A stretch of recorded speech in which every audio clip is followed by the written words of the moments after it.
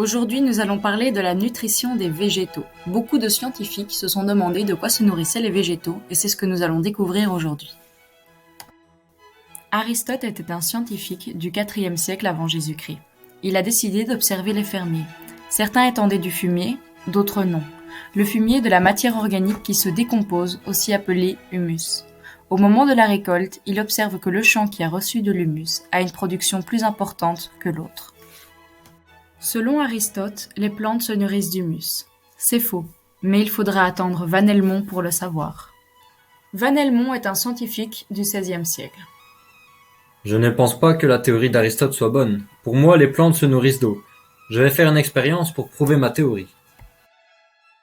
Van Helmont va peser un jeune arbre et la terre qui se trouvera dans le pot. Il va planter l'arbre dans la terre. Pendant 5 ans, l'arbre ne recevra que de l'eau de pluie. Même les feuilles mortes seront enlevées. Après 5 ans, la masse de l'arbre a augmenté et celle de la terre n'a pas changé.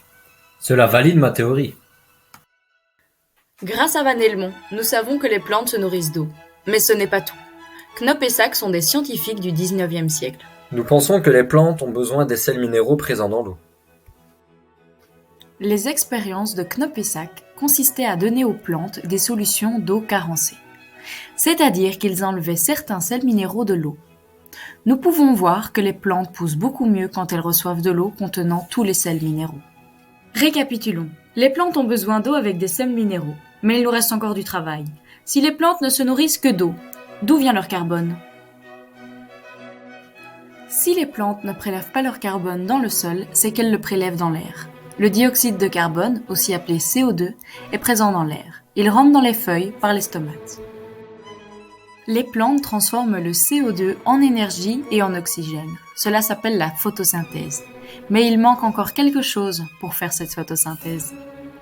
Il vous est déjà sûrement arrivé d'oublier quelque chose sur l'herbe. Quand vous l'enlevez, l'herbe en dessous est jaune et morte. Nous pouvons conclure que les plantes ont besoin de la lumière pour faire de la photosynthèse et ainsi survivre. Les végétaux sont des producteurs. Ils produisent de la matière organique à partir de la matière minérale. Les producteurs sont des autotrophes. Les autotrophes sont capables de produire leur propre matière organique en faisant la photosynthèse. Qu'avons-nous appris sur la nutrition des végétaux ?